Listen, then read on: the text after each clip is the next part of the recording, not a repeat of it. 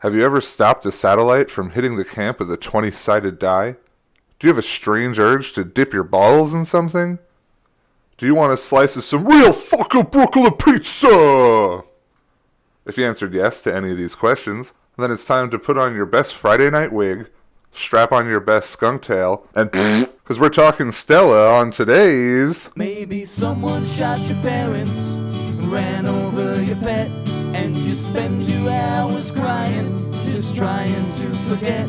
If your best friend moved to college, your lover ran away with someone much better looking and a whole lot better paid. Oh, but we'll be your friends. We'll be your friends. Yay! Hello and welcome to another week of We'll Be Your Friends, the only podcast to go an entire summer without showering. I'm your host Taylor, alias the Beekeeper. Next to me is my ever-faithful can of mixed vegetables, John. How you doing this week? What's going on? Not much, man. How you doing? I'm doing all right. I'm really pumped about this week's episode. Yeah, you like the show a lot. Oh, yeah. It's not even just the show. It's the comedians, and we'll go through the whole history of all of it. I love Stella. Michael Showalter, David Wayne, Michael Ian Black. So good. There's only one other person on Earth that I could think of who could join us today, which we'll get into in a second. But first, let's talk about this week's beer. What do you have on tap, John? Well, today, since we discovered that Finch Brewing out of Illinois no longer brews the wet, hot American wheat, that was going to be super appropriate for this. Would have been cool, but... We went with just Stella because of the name. So it was a last-minute draft pick type thing. We got Stella Cidre.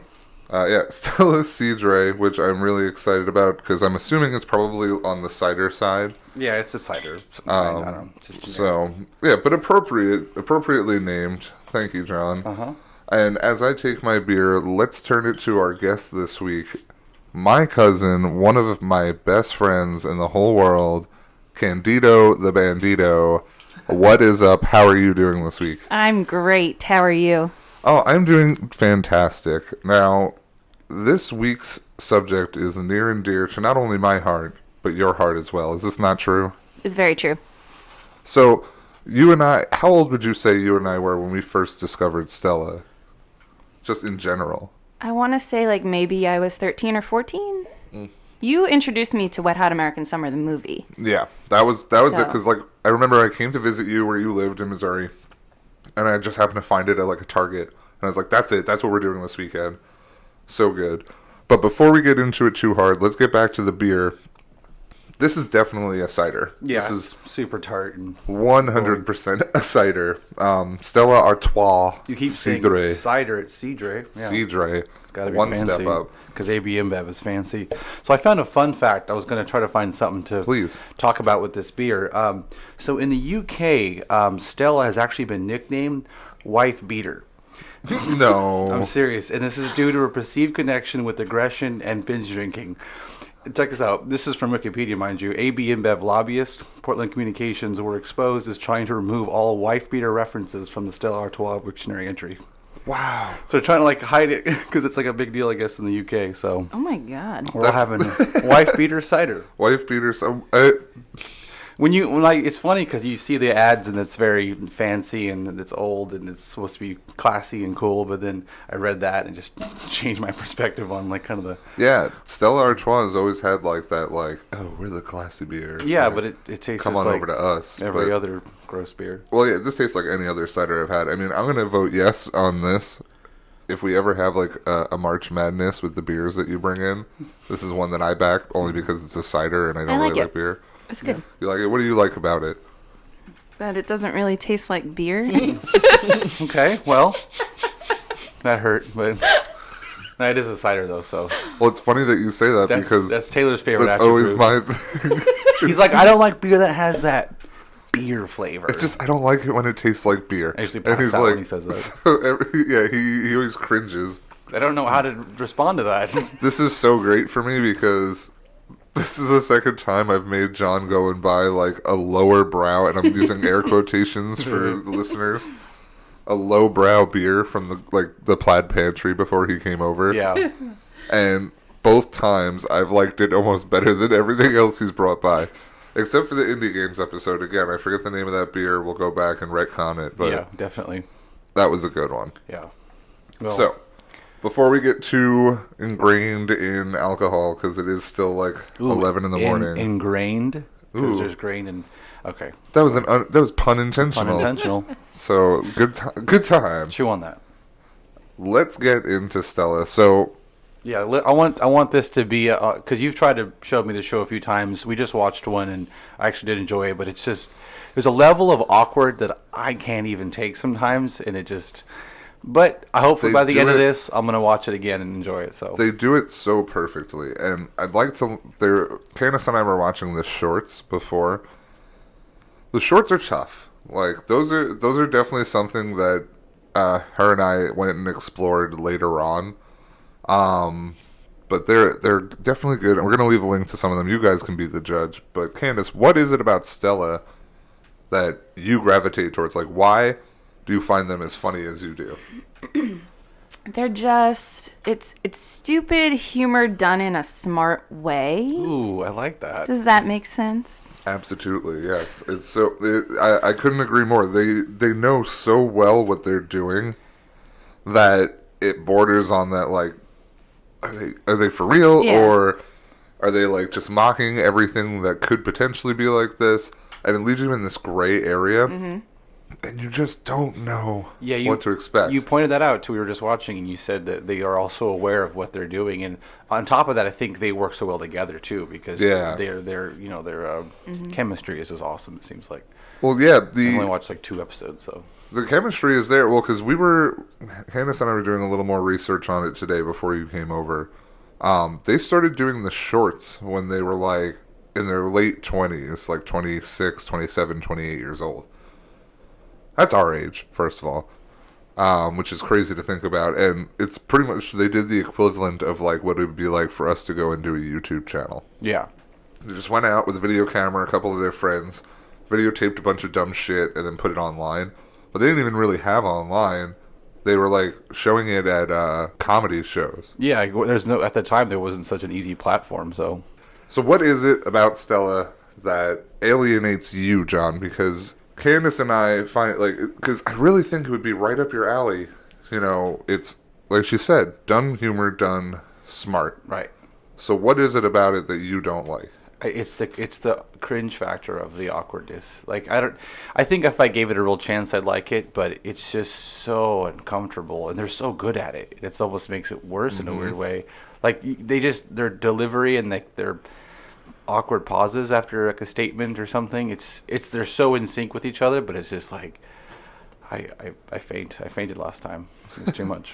Well, they have such a great partnership because it goes back, they were in their 20s, like we said, and I think they started the state before they were Stella. Yeah? No?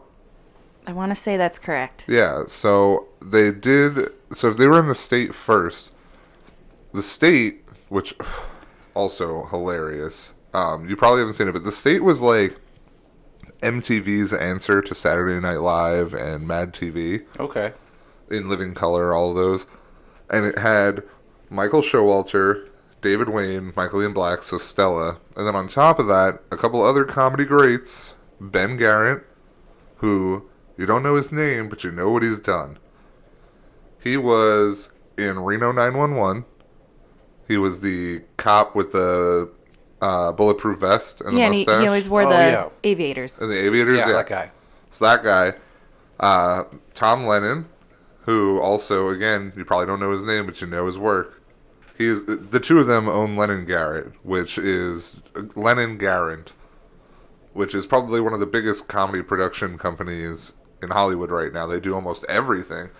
Look at the end of any show. Like, if it says Lennon and Garrett on it, it's like they did, At Midnight, they were the production company for Reno 911, which is why they were all on it.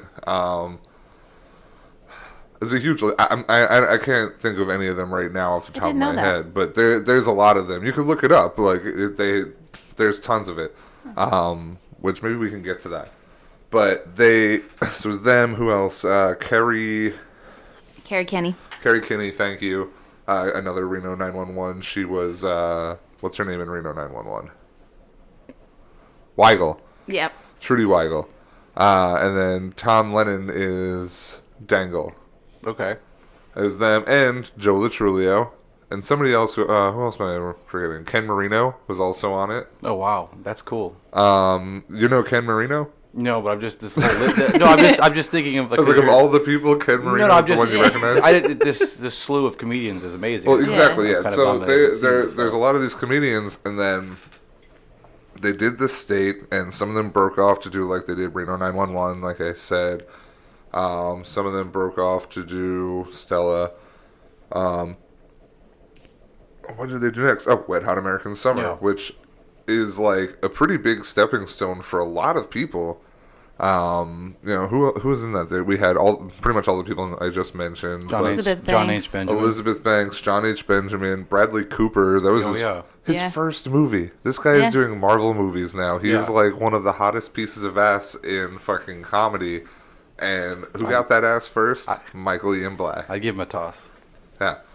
One of my favorite jokes, and it's not even a joke that came from Michael Ian Black. It's on the podcast Doug Loves Movies. Michael Ian Black was supposed to be on it, but he wasn't. There's like a scheduling conflict, so they had a different comedian.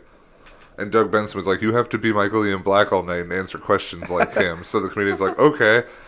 And Doug Benson goes, "Oh, when you were kissing Bradley Cooper in Wet Hot American Summer, did he taste like a star?" And the comedian goes, "Not when I kissed him on his lips." Which awesome. is so totally like a Michael Ian Black answer. But before we go on too much of a tangent, because there's so much to talk about with this stuff. Is there? That there is multiple levels of stuff that we can get into here.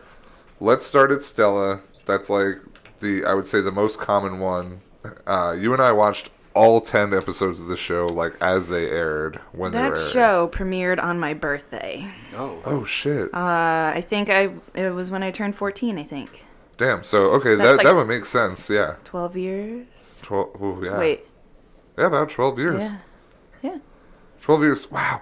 Okay, so this show 12 years ago, we found Wet Hot American Summer. So I guess even sooner than 12 or later than earlier 12. I don't know. Yeah, it would probably be earlier. Maybe like 14 years before that or something. I found Wet Hot American Summer. It was something that was playing late at night on Comedy Central. Remember when they used to do? It was like 1 o'clock in the morning, and the movie would be uncensored. Oh yeah, they'd have that little block of time. Yeah. So this movie came on. It's called Wet Hot American Summer, and I just remember being like, "What? Yeah. Is this? Definitely sounds like I'm porn. definitely going to get in trouble watching this movie." Yeah.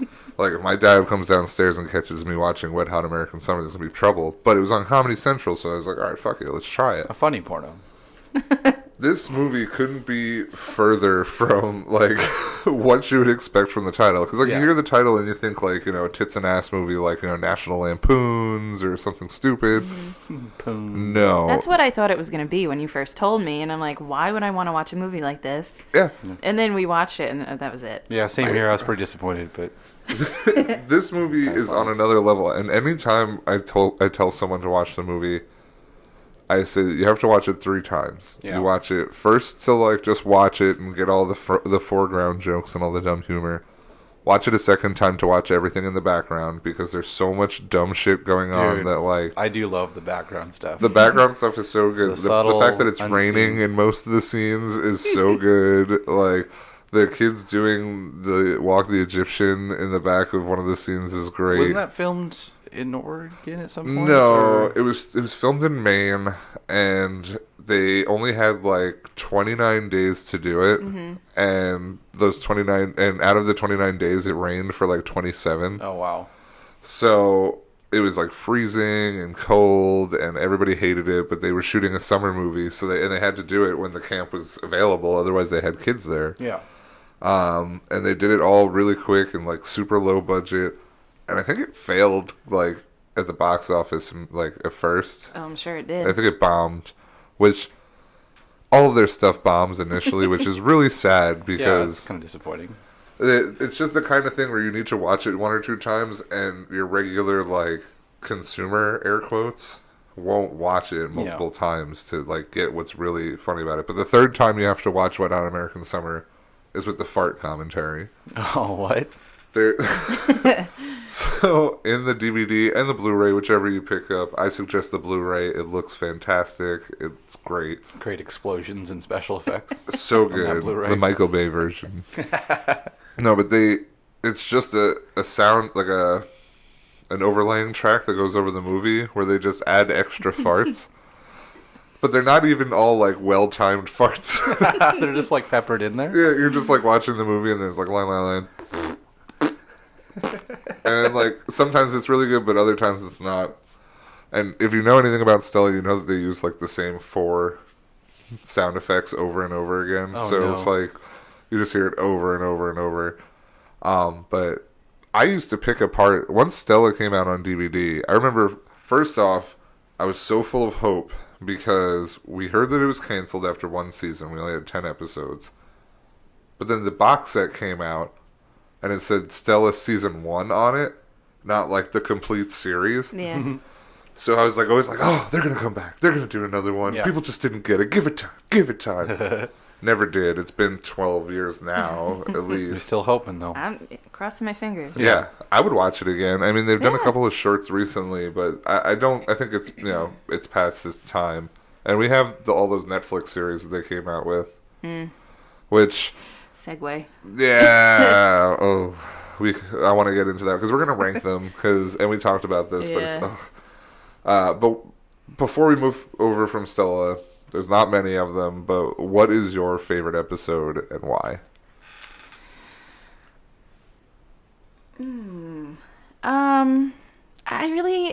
I like the pilot. The pilot's got sort of everything. It's all encompassing. There's so much goofy stuff that goes on. I like that. It's just comparing to liking the pilot is the series Archer. I will watch the first episode because it has everything that makes the show awesome is all in that first episode. So I like when a show will do that. So you're like, okay, cool, and like it's So a like good when you need to show representation. somebody, you can say, "Hey, Yeah. this is Exactly. Yeah. where it starts and where it goes."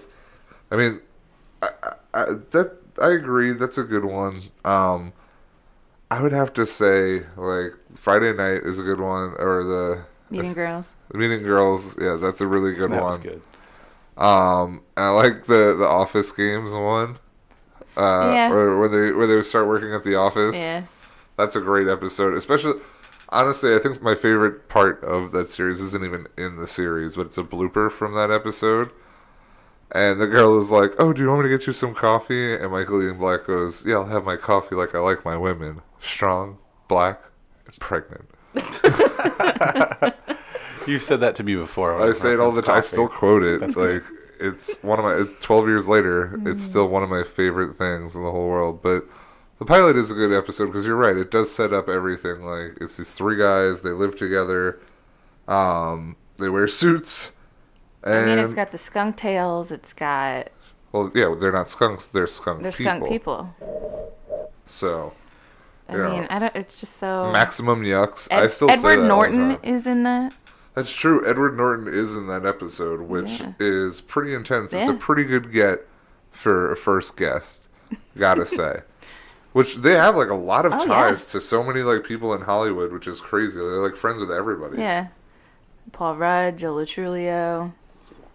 Bradley Cooper, Yeah. Janine Garofalo, David Hyde Yeah, Pierce. she was in an episode. Yeah. Who else was in like one of their movies? What was his name? Michael Sheen, maybe, I guess? I don't know. The guy who was General Zod in Man of Steel was in They Came Together. Kenan Thompson was in that movie. Not that he's like a huge deal, but I feel like our listener base I all knows who love Kenan Kenan Thompson. Thompson. Kanan Thompson, yeah. Like we said, Kenan Thompson. Everyone's like, "Ooh!" A spike in listenership just for that one like Right. couple of seconds. Nice. Which one is your favorite, Michael, or David? Michael Showalter. Absolutely, I couldn't Absolutely. agree more. He's a babe. I was hoping you'd say someone else who we could argue about it, but I knew you were going to say No, Michael I Showalter can't. I'm because he sorry. really is the best. He is. He's just like super funny and he's like almost like a child. You know, Yeah. I love the faces he makes. he's overall he's the fun. I mean, he does a lot of the writing too. Mm-hmm. You know, because he hasn't really had too much of like a foreground of like doing comedy stuff. You know, David Wayne went on to do a bunch of stuff that. Well, he's more of a director, but he's the voice of the warden in Super Jail. For anyone who didn't know, David Wayne also went on to do Role Models. Yeah. Okay. Which he was also in. He's the guitar playing guy who can't figure out how to play Kumbaya, but he knows how to play Wings. And Michael Ian Black, he did like I Love the '80s and all that stuff. And I feel like everybody else got a lot more face time, but Michael Ian Showalter, Michael Showalter is a really funny guy. What did he end up doing? He's done a couple of things. He wrote a book. Well, The Baxter. He did The Baxter. Yeah, The Baxter was a great movie. I love that movie. But The Baxter is one of those ones that I feel like always gets skipped over. Yes. I mean, I almost skipped over it too. Yeah. He directed it too, I think. Yeah, he directed and wrote it. The Baxter is a great movie. If you have a chance, definitely check it out. The concept behind it is that the Baxter is like a person, and a Baxter is the guy who gets left at the altar at the end of a romantic comedy. Oh. So when like the main girl who's about to marry the guy who's not right for her gets the wedding stopped by the guy who is right for her, the guy who's left at the aisle is a Baxter. Oh man, that's interesting. And the movie follows Michael Showalter, who is the titular Baxter, and he's the whole time he's getting married to Rita Repulsa, Elizabeth Banks, who is also another one. I feel like that might have been her first movie. If not, Wet Hot American Summer. Maybe. Not the Baxter, but she is in the Baxter. Justin Theroux. Justin Theroux, yeah, from the Leftovers. I almost said The Departed, which I don't think he's in that. But he's from Leftovers. He was in that. Just a giant web. Oh, Michelle Williams. Oh yeah, Michelle Williams. She's been in she's like Oscar nominated and stuff, right? Or winning. Has she won an Oscar? I have to do some research on that. John, let me know if she's ever won an Oscar. Yeah, and so the Baxter. Ooh, Peter Dinklage. Oh my God, yeah, Peter Dinklage was in that too. Holy shit! Wow, there's so many. Movie. It's a good movie. Who was the Oscar inquiry? Michelle Williams. Michelle Williams. I'm pretty sure she's won an Oscar.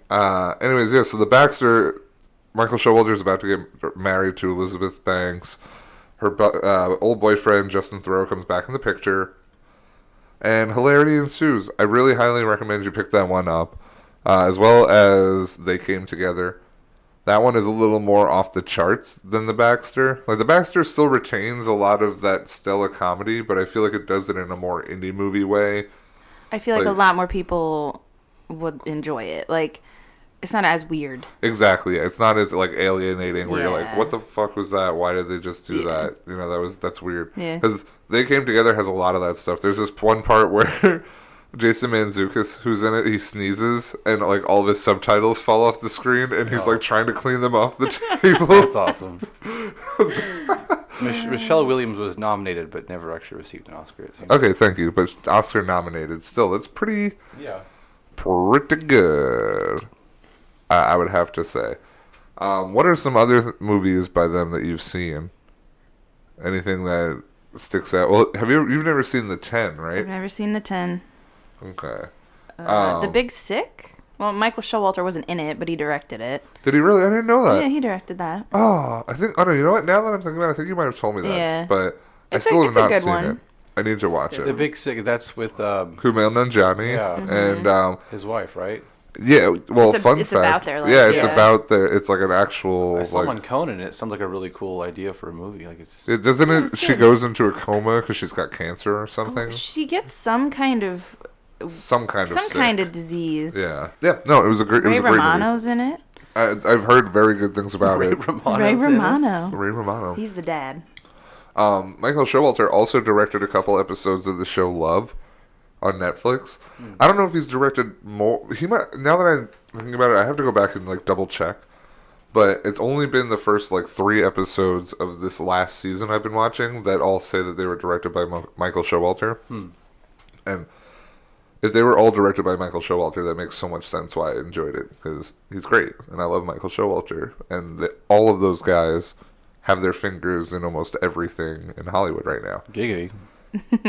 Good for them. But in a good way, not in a Harvey Weinstein way. Okay. Yeah. They're good guys, but they do a lot of good stuff. I mean, I follow David Wayne's wife on Instagram. Like, even Thanks she's, for like, thanks super for adding funny. at Instagram, because you just said you followed her. It'd be really weird. It would be really weird. I just follow his wife around, so Follow her. Yeah, I know just he's up to. check in on her dailies.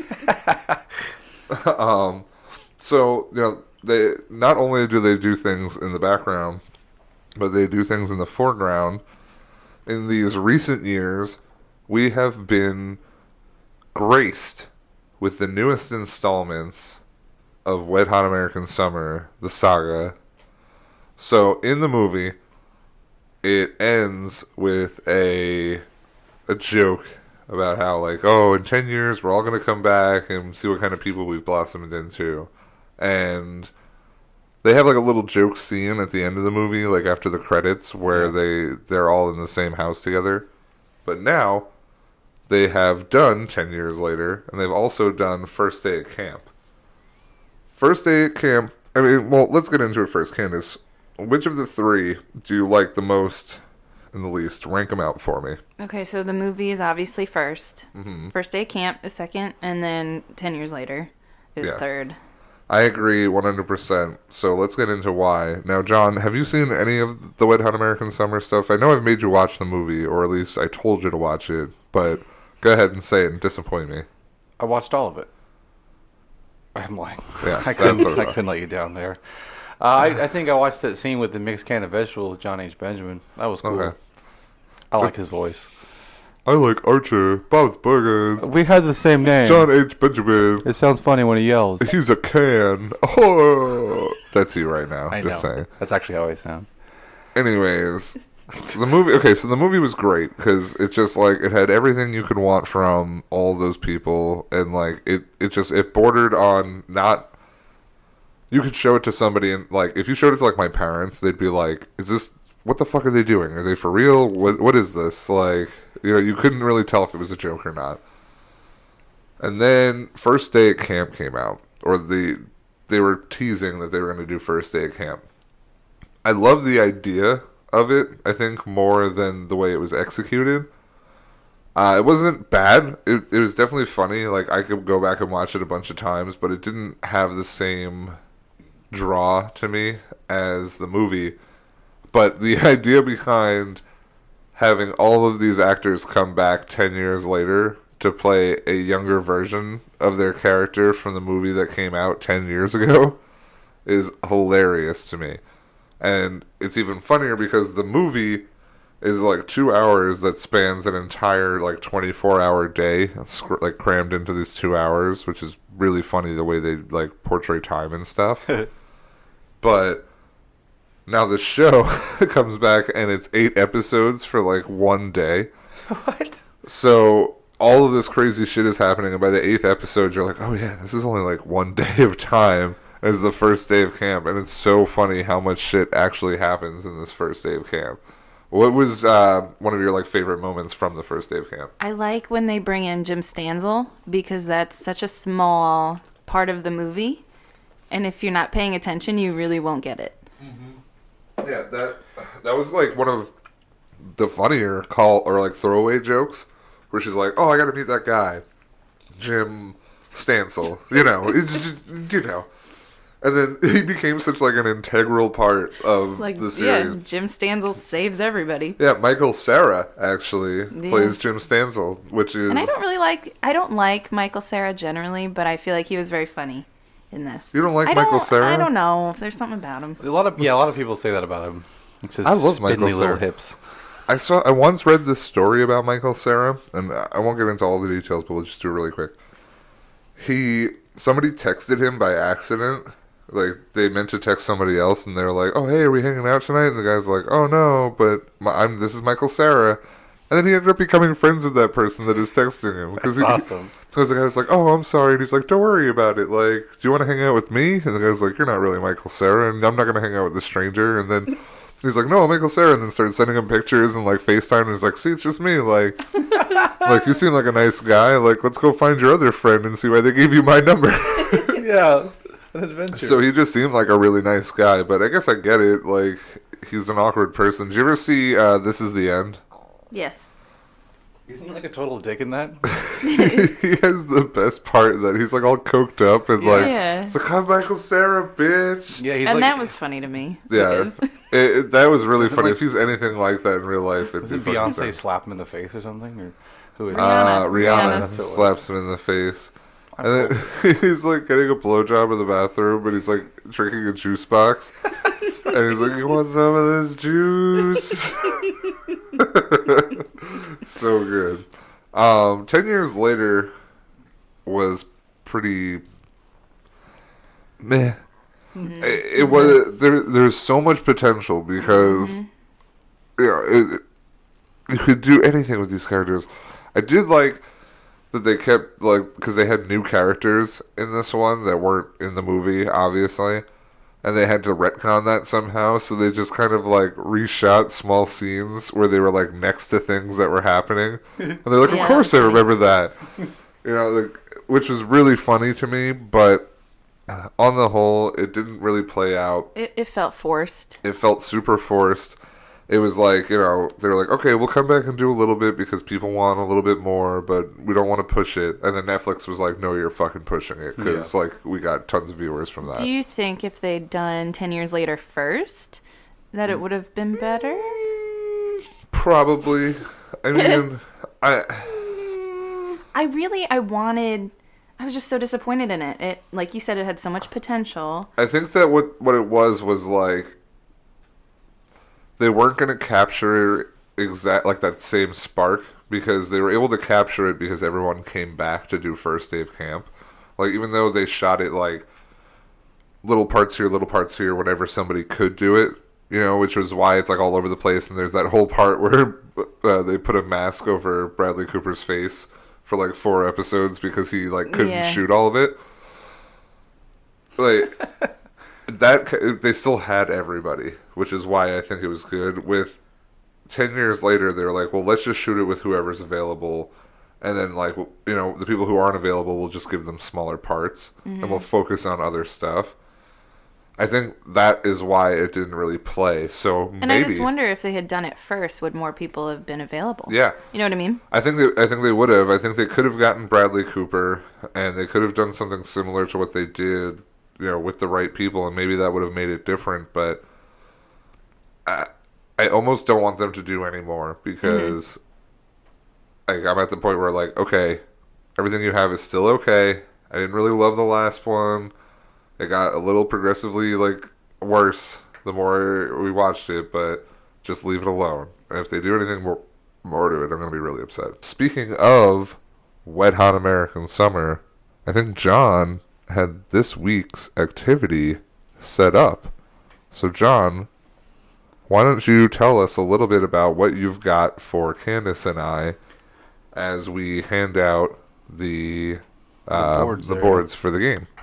Well, I have a bit of a quiz for you two, and honestly, I think you've actually already answered a few of these questions already. So it should be a good game. I think that it's going to be either a close game. I bet you're both just going to get them all right or something because you seem like real big nerds here. Do you have like tiebreakers set up for us so that we don't? Of course, I thought I had that far. I don't believe that you thought I had that far. No.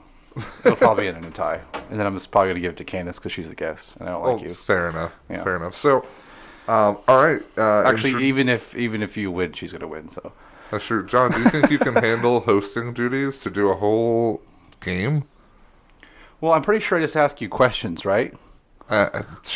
Beats me. Okay, then. That sounds like something maybe we need to figure out. We're gonna play this by ear here. Yeah. All right. So, Candice, are you ready? Ready. Yeah, this first one we had a full conversation about. But what sketch comedy show did the movie's creators first work on? So. I guess I should bother to go with the Upright Citizens Brigade, The State, Strangers with Candy, or Kids in the Hall. Oh, As I was supposed to write it previously. big. It That's doesn't fine. matter. The state is correct, so you both We're both get a right. point, but Candice gets 2. Okay, cool. Double rounds for... Okay, good. Hit us with another one. Just gonna make up. The I guess points as go. we should... You and I should have... It's like, whose line is it anyway? Exactly. Yeah, Points don't matter. Exactly. The points don't matter except bragging rights. You and I should have probably worked together a little bit better on this to make sure that we didn't discuss all of these questions, but go ahead. Yeah, it's fine though, because it makes for a good conversation, and we don't That's want to true. skip over a bunch of stuff. But number 2 here, when McKinley and Ben get their gift from Gary and JJ, where is it from? Sears, Crate and Barrel, J.C. Penney's, or Williams Sonoma?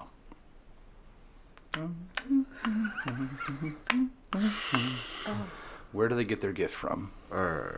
What store? Sears, Crate and Barrel, J.C. Penney's, or Williams Sonoma's? Crate and Barrel says Taylor. Candice has got Crate and Barrel. You're both correct. Yes. You both are huge nerds. You guys kind of got stumbled on that one a little bit. I had Saw to think some for a gears second. turning. I almost Hamster running. went with William Sonoma. Me too. but I Because it feel- I wasn't could- something simple like Yeah. JCPenney's or Sears. I just remember them being like, I think it was like an end table or something like, it's from Crate and Barrel.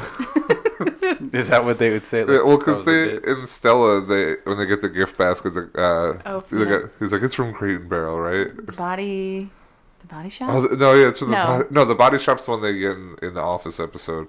Oh. The pilot episode, he gives them the basket Oh. from Crate and Barrel. He's like, it's from Crate and Barrel if you need to return anything. So they like that one. Go ahead.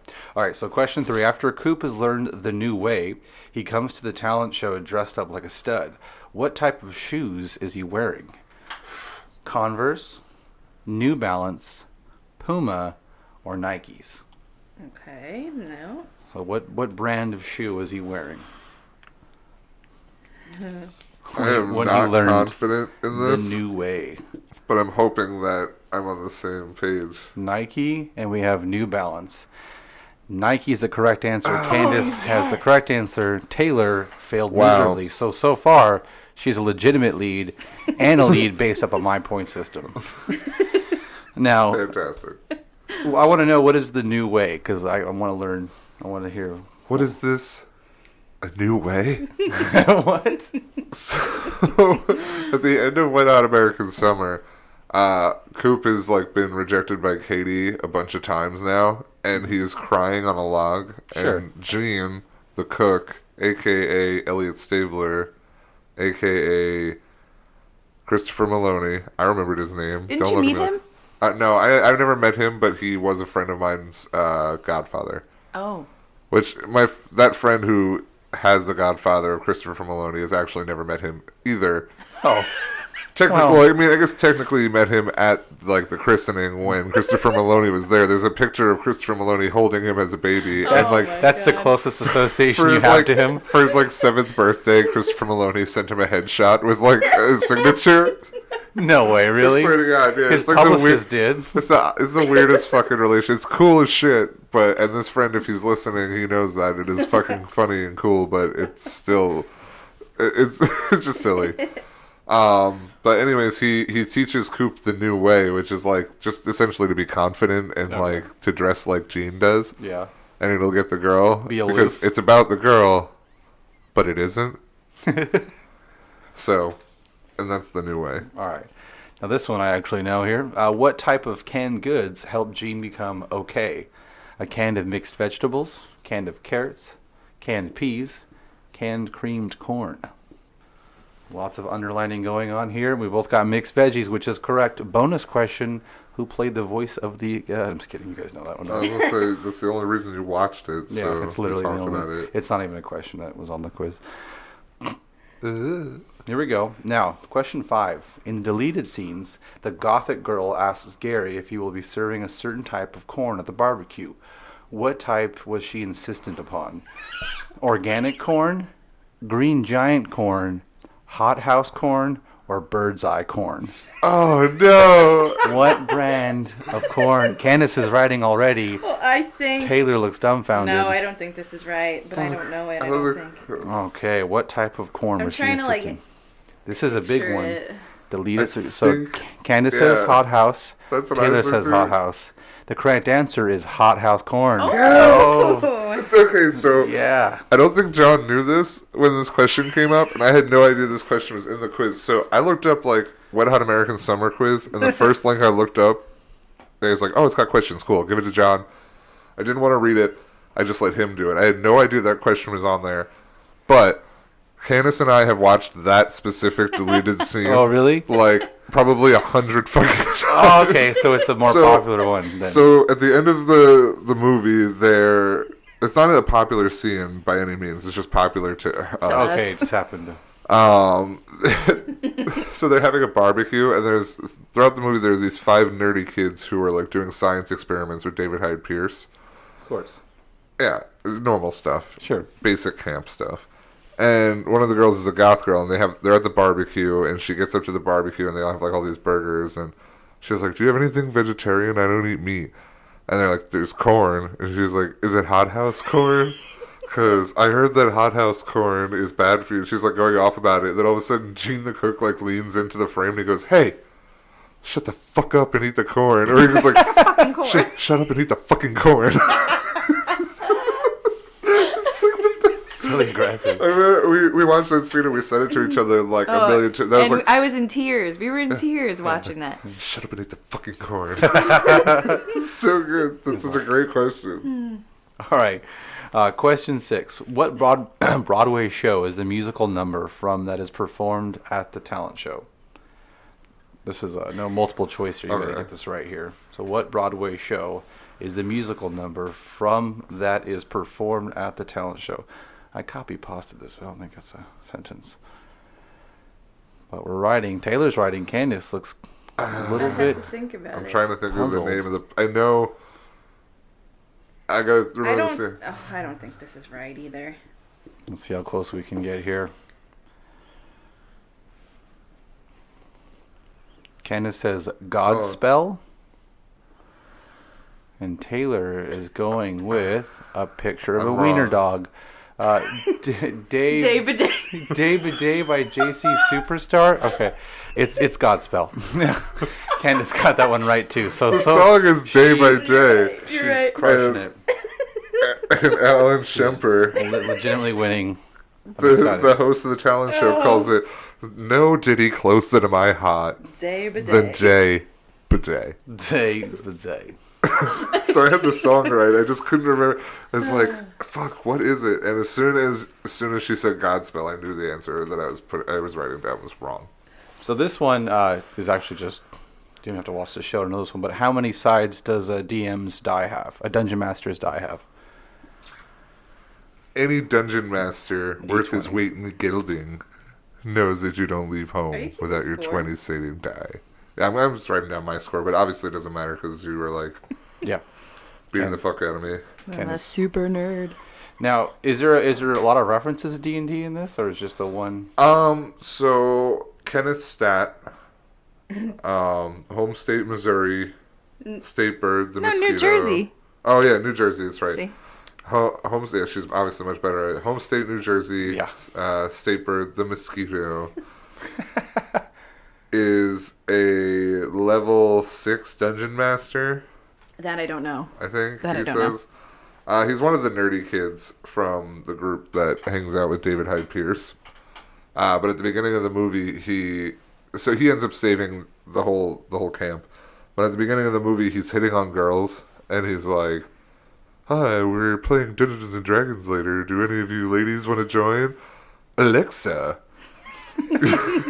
we do need a druid, and you have definitely cast a level 6 charm spell on me." Yes. And she goes, "In your dreams, douchebag."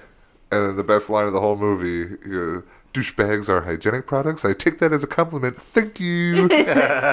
And then at the end of the movie, they're like, they have this device that can stop a satellite from crushing the camp.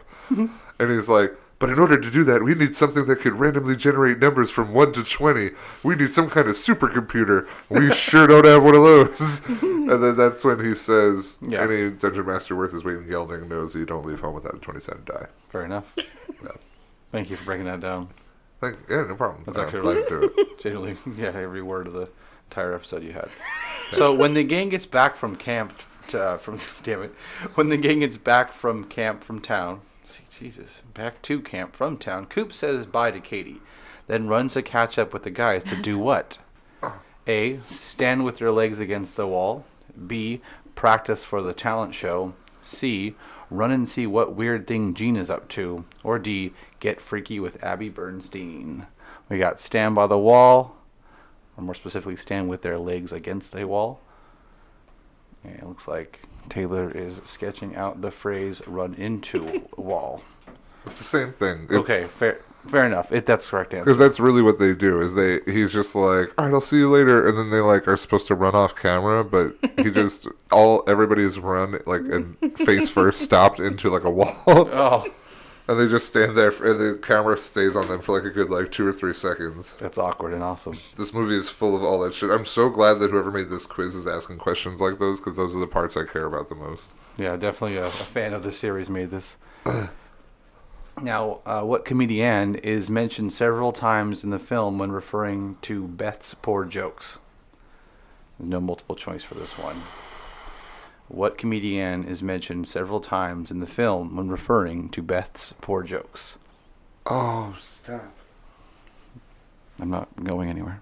Oh my god. It's right on the tip of my tongue. I gotta think. Ooh, Candice is stalling. She's got nothing over here. Might be a comeback. No, I don't know.